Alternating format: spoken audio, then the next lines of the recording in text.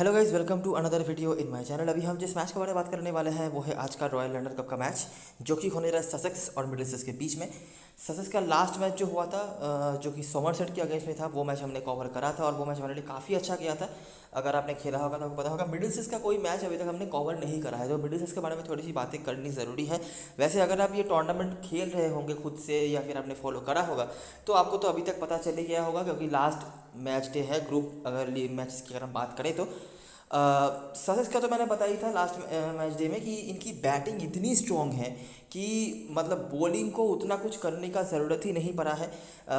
जब उन्होंने एक आध बार जब बॉलिंग फर्स्ट करी है तो सामने वाली टीम यही सोच के गलत शॉट सिलेक्शन करके या बुरी बैटिंग करके निपट गई कि नहीं, हमें तो भैया बड़ा स्कोर बनाना है, नहीं तो हम कुछ कर भी नहीं पाएंगे। और जब वो बैटिंग फर्स्ट करते हैं तो रेगुलरली 300 350 के ऊपर स्कोर्स उन्होंने बना के रखे हुए हैं। एक से बढ़कर एक बैट्समैन है और जिस दिन जो भी चल रहे हैं उस दिन धमाका मचा रहे हैं। मेरे ख्याल से टॉप 3-4 सब ने मतलब मल्टीपल 150s बना के रखे हुए हैं ससेक्स की तरफ से सीज़न में, जो चीज़ें हमें पिछले सीज़न में देखने नहीं मिली थी। पिछले सीज़न में जो यंग प्लेयर्स को वो खिला रहे थे, इनएक्सपीरियंस प्लेयर को, वही प्लेयर्स अभी एक्सपीरियंस भी हो चुके हैं और कॉन्फिडेंट भी हो चुके हैं और उसका पूरा रिफ्लेक्शन जो है उनके मैचेस में दिख रहा है। ठीक है, लास्ट मैच में आली और ने 200 रन बनाया। चेतेश्वर पुजारा तो है ही कंसिस्टेंट। इसके अलावा भी जो भी नए आए थे हटसन प्रेंटिस वगैरह, उन्होंने भी थोड़ा बहुत कंट्रीब्यूट करा और बॉलिंग पे भी कंसिस्टेंट परफॉर्मेंस उनका रहा है। 350 रन के प्रेशर का पूरा फ़ायदा उनकी बॉलिंग ने उठाया हुआ था, जहाँ पर ब्रैड क्यूरी, हेनरिक लुकॉम, दिलरे रॉलिंस सब ने अच्छा परफॉर्मेंस करा और ज़रूरी टाइम पे ज़रूरी विकेट्स निकाले और मैच को जिताया। आगे दूसरी तरफ से अगर हम मिडिलसेक्स की बात करें तो मिडिलसेक्स ने भी इस सीज़न में काफ़ी अच्छा परफॉर्मेंस करा हुआ है और ये मैच मतलब कांटे की टक्कर होने वाली है अगर हम नॉकआउट से मैचेस की बात करें, क्योंकि यही लास्ट ग्रुप स्टेज का मैच है। वैसे तो मिडिलसेक्स का क्या है कि इनका भी सेम है। ठीक है, इस सीज़न में वो 2 मैच हारे हैं और दोनों ही मैच उनको हारना पड़ा है अपनी बॉलिंग की वजह से। लास्ट मैच वो हारे थे ग्लॉस्टरशायर से, वो मैच अगर वो जीत जाते तो अभी इतना मुश्किल नहीं होता उनके लिए इक्वेशन। और बिल्कुल पहला मैच वो हारे थे लेस्टरशायर या फिर ऐसा कुछ होगा शायद, तो वहाँ पे भी उनको बॉलिंग की वजह से ही हारनी पड़ी थी। नहीं तो बैटिंग इनका भी बहुत बढ़िया हो रहा है। इनके भी अगर आप टॉप 4-5 बैट्समैनों को देखेंगे तो धमाकेदार परफॉर्मेंस इनके रहे हैं। स्टीवन एस्किनाजी तो है ही, और मुझे आज तक नहीं पता कि स्टीवन एस्किनाजी को क्यों 100 के ड्राफ्ट में मौका नहीं मिलता है।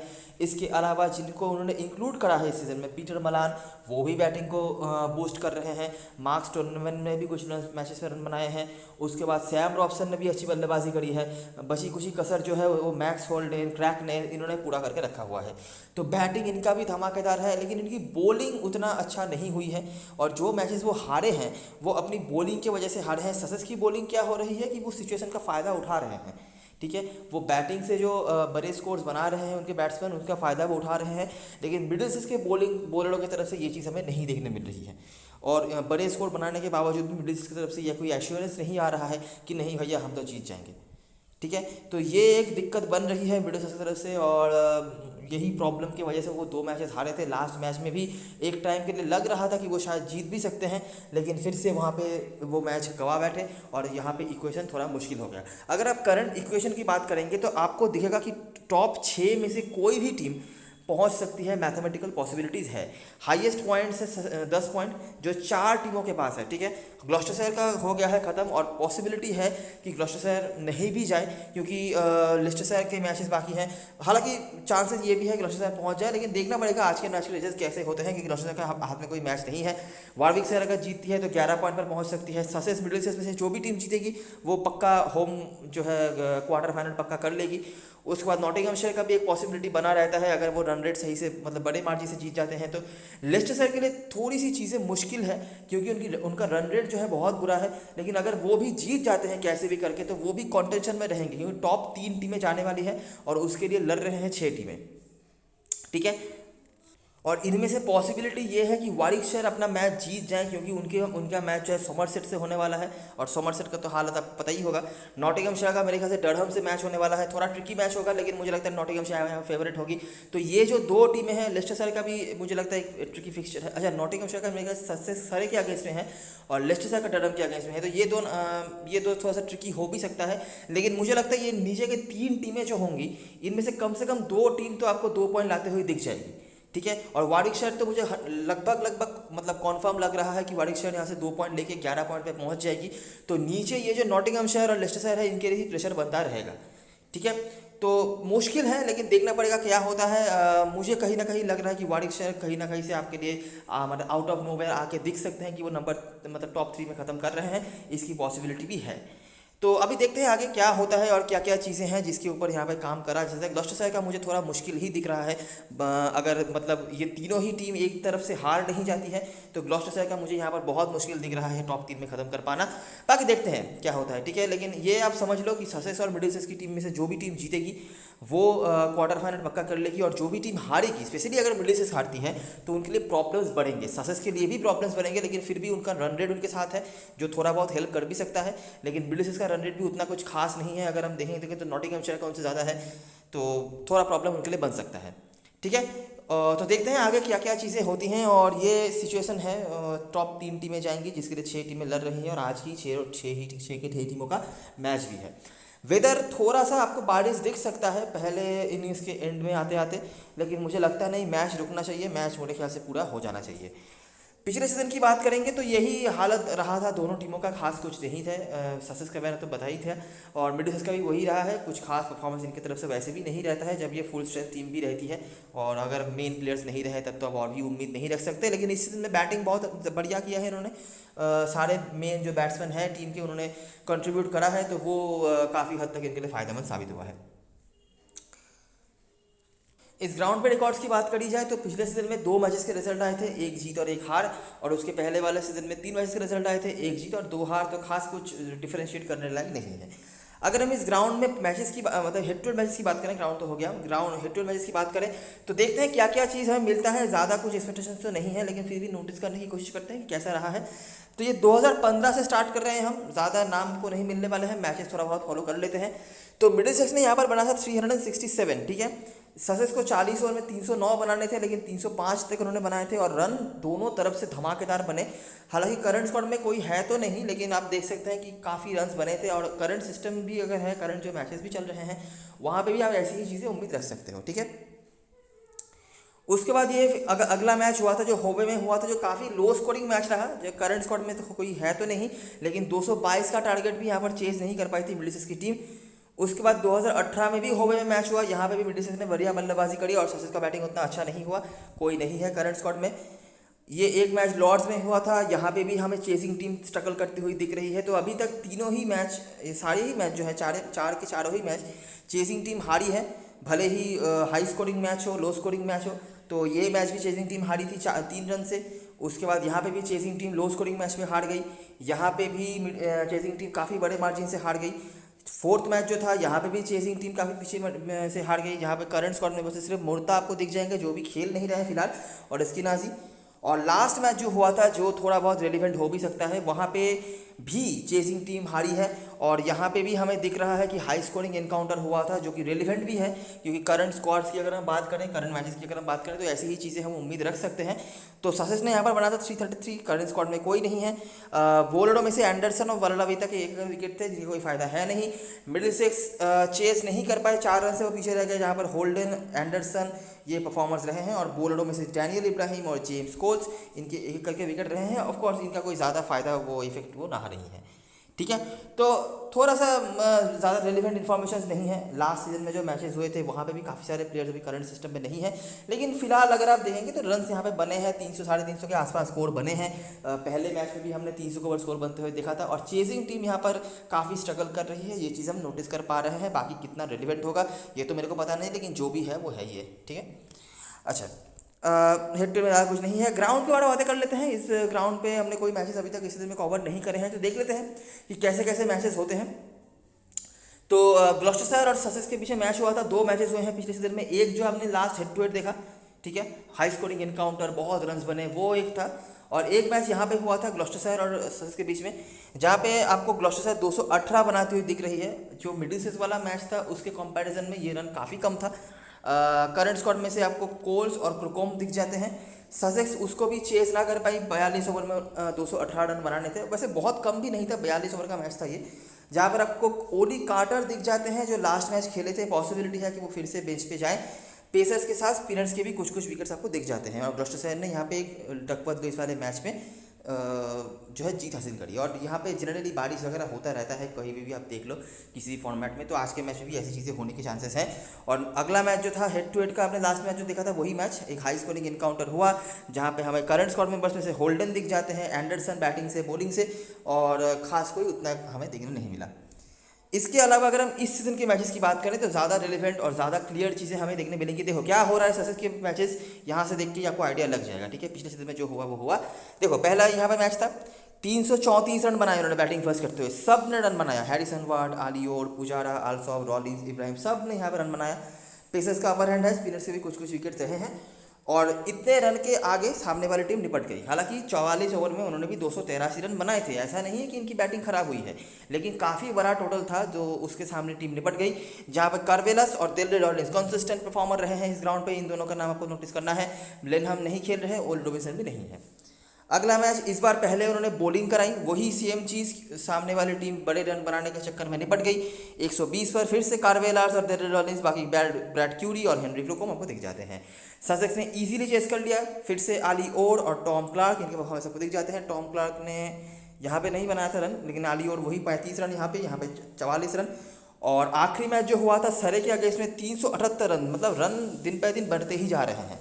इस बार आली और मिस हो गए, लेकिन टॉम क्लार्क ने बना दिया 100 रन, बाकी पुजारा के परफॉर्मेंस आपको दिख जाते हैं। पेसर के साथ स्पिनर्स के 2 विकेट यहाँ पे। सरे ऑफकोर्स निपट गई इतने बड़े रन के सामने, 31 ओवर में 162 रन उन्होंने बनाए थे। फिर से कार्वेलास और दिलरे रॉलिंस, बाकी भी 2-1 करके विकेट कोल्स और क्लूकम ने निकाले थे। तो कॉन्सिस्टेंट कौन है? पुजारा को अगर बैटिंग मिल जाए तो पुजारा ने धमाका मचाया है, एक में 63, एक में 174 not out. Tom Clarke 2 matches में, आली और 2 मैचेस में, और तीनों ही मैच में जो चले हैं वो है दिलरे रॉलिंस और अरिस्टलस, ऐसा कुछ नाम है शायद, कार्वेलस, ठीक है। तो ये हमारे मेजर परफॉर्मर्स हैं, और सेम चीज़ हम देख रहे हैं कि डोमिनेट कर रही है ससेक्स की बैटिंग फर्स्ट करवा लो, बैटिंग सेकंड करवा लो, सेम चीज़ रह रहा है इनकी तरफ से, ठीक है, जो मैंने आपको ऊपर बताया अभी। तो आज के मैच में भी आप ऐसी चीज़ें उम्मीद रख सकते हैं, स्पेशली अगर ससेक्स पहले बैटिंग कर रही है। हालांकि ब्रिटिशर्स की बैटिंग डिसेंट है, उनकी बैटिंग को अंडर एस्टिमेट ना ही करें तो बेहतर, लेकिन ये चीज़ें हैं जो आप नोटिस कर सकते हो। प्लेइंग यूनिट की बात करें तो ऐसा प्लेइंग यूनिट हो सकता है अगर टीम फिर से कोई एक्सपेरिमेंट ना करे, जिसके चांसेस हैं कि वो फिर से एक्सपेरिमेंट पे ना जाएं, तो आल्सॉफ और यहाँ से हैरिसन वार्ड वापसी कर सकते हैं ओडी कार्टर और हडसन प्रेंटिस की जगह पे। नहीं तो आपको पता ही है कि लास्ट मैच में क्या हुआ था, आली ओर और डैनियल इब्राहिम ओपनिंग कर रहे थे, उसके बाद Tom Clarke, Pujara, Harrison Ward के जगह पर आए थे हडसन प्रेंटिस, दिलरे रॉलिंस, ऐसा प्लेइंग 11 था। और अगर टीम एक्सपेरिमेंट नहीं करती है, सिंपल प्लेइंग 11 के साथ जाती है जो इनका मेन प्लेइंग 11 होता है, तो ऐसा प्लेइंग 11 आपको देखने मिल सकता है जहाँ पर आल्सॉफ और आली ओर ओपनिंग करेंगे, उसके बाद Tom Clarke, Pujara, Harrison Ward, Delray Rawlins, Ibrahim. James Coles consistently wicket निकाल रहे हैं, लोग इनको ले नहीं पाते हैं, ऑलराउंडर में है इसीलिए, क्योंकि बैटिंग हेवी टीम बनानी होती है ससेक्स के मैचेस में, तो इनको ले पाना मुश्किल हो जाता है। बाकी कार्वेलास तो है ही कंसिस्टेंट, और क्लूकम और ब्रैड क्यूरी ये आपके लिए ऑप्शंस बन जाते हैं, ठीक है। बेंच पे ओली कार्टर, हडसन प्रेंटिस चले जाएंगे अगर टीम फर्स्ट मतलब 11 के साथ आती है तो, नहीं तो ये खेले थे लास्ट मैच में, और आर्ची रनम, शॉन हंट है जिनको खेलने का मौका शायद नहीं मिले।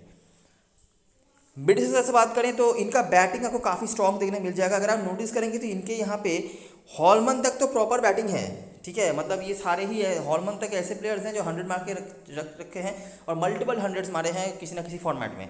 स्टोनमैन शुरुआत अच्छा करा था, धीरे धीरे स्लो होते जा रहे हैं, और अभी तो अपने करियर के ट्वाइलाइट पे हैं, बहुत एक्सपीरियंस प्लेयर हैं, काफ़ी एज हो चुकी है इनकी। इसकी राशि धमाकेदार फॉर्म पर गुजर रहे हैं, लास्ट मैच में भले ही फेल हुए हों, लेकिन ऑफकोर्स यही मतलब स्टैंड आउट परफॉर्मर रहे हैं, कोई चले नहीं चले। उसके बाद पीटर मलान, रॉबसन, ये भी अच्छा कर रहे हैं, होल्डर को जब जब मौके मिले हैं इन्होंने भी बेहतर परफॉर्मेंस करके रखा हुआ है। उसके बाद क्रैकनेल, इनकी तरफ शायद लोग ना देखें, इसलिए अगर आल्सॉफ खेल रहे हैं तो एक चीज़ नोटिस करना है, क्रैकनेल को जितना मौका मिला है इन्होंने सही करा है, ठीक है, और इनके रिकॉर्ड्स अच्छे रहते हैं इस ग्राउंड पे। अगर टीम चेस कर रही है तो आप क्रैकनेल को एक बार के लिए देख सकते हो, नहीं तो नहीं भी लोग हैं, मुझे लगता नहीं बहुत बड़ा दिक्कत कुछ होगा। एंडरसन और हॉलमन उसके बाद, और उसके बाद यहाँ पे उमेश यादव नहीं खेलने वाले हैं, ये बहुत बड़ा एक सेटबैक हो सकता है मेरे की तरफ से। अच्छा कर रहे थे, इंजर्ड हो गए, तो उनके जगह पर थोड़ा बहुत जो एक्सपीरियंस वो ला रहे थे पेस अटैक में, तो वो भी अभी जाने वाली है। तो वरलवीता के रूप में टीम स्पिनर को इंट्रोड्यूस करवा सकती है, या फिर ईशान कौशल नाम है शायद इनका, जिन्होंने सेकंड टीम की होकर अच्छी बॉलिंग कराई हुई है, तो इन दोनों में से कोई एक आ सकते हैं। लेकिन मैं सही बताऊँ तो इनमें से कोई भी ऐसा नहीं है जिनको आप कुछ कह सकें नहीं कि बहुत बढ़िया कुछ करके रखा हुआ है। मैक्स हैरिस आप एक बार के लिए देख सकते हो, लेकिन खास प्रायोरिटी देने लायक प्लेयर कोई भी नहीं है, ठीक है। तो यहाँ से ये जो इनके ये 4 बैट्समैन हैं, स्टोरमन को छोड़ के, स्टोरमैन को छोड़ के ये एस्किनाजी, पीटर मलान, रॉबसन, और यहाँ से समझ लो ये 2 ऑलराउंडर में से कोई एक, या फिर चेजिंग कर रही है टीम तो इन बैट्समैन में से कोई एक। तो ये जो 5-6 ऑप्शंस हैं इनमें से ही आपको ज़्यादा से ज़्यादा लेने हैं। बॉलरों में आज के मैच में कम से कम बॉलर तो वैसे भी आप लेने वाले हो, और वहाँ पे भी सिलेक्शन करना सही से बहुत ज़रूरी है, क्योंकि यहाँ पे मुझे ज़्यादा कुछ नहीं दिख रहा है। कार्डवेलास तो चलिए यूनिवर्सल पिक होने वाले हैं, उसके बाद शायद ब्रैड कुरी को लोग लें, और तीसरा बॉलर आप किसको लेंगे वो देखना पड़ेगा, तो वहाँ पर थोड़ा बहुत आपको सिलेक्शन करना पड़ेगा। बाकी मुझे ऑलरेडी लग ही रहा है कि आपकी टीम भी जो अभी आप बना रहे होंगे तो वो भी बैटिंग हैवी टीम ही बन रही होगी, ठीक है, क्योंकि मोस्टली बैट्समैन ही हैं दोनों टीम मिलाकर भी, तो वही है। बेंच पे मर्ता और जैक डेविस होंगे, मुझे लगता नहीं किसी को खेलने का मौका मिलेगा। कैप्टन में चॉइस की बात करें, पुजारा, रॉलिंस, इनके आसपास ही लोग जाएंगे। लास्ट में 200 रन बनाने के बाद ऑफ कोर्स अली और कॉन्टेंशन में आ जाएंगे, और बॉलरों में से अगर किसी को लोग सोच भी रहे हैं तो वो है कार्डवेलास। इसके अलावा क्लार्क और आल्सॉप में से आप देख सकते हो, स्पेशली क्लार्क अच्छा कर रहे हैं, बॉलिंग भी करा रहे हैं बीच बीच में, और उसके बाद ब्रैड क्यूरी और जेम्स कोल्स। मिडिल से एस्किनाजी, अगर कोई कैप्टन फैशन बनाने की सोच रहा है तो यही होंगे कैप्टन, नहीं तो वाइस कैप्टन काफ़ी लोगों के हो सकते हैं। उसके बाद Holman, Peter Malan, Robson, Anderson, ये कुछ ऑप्शन हैं। रॉबसन बॉलिंग भी करा रहे हैं, और क्रैकनेल स्पेशली अगर चेस कर रहे हैं, क्रैकनेल, होल्डन जैसे प्लेयर्स को आप देख सकते हो।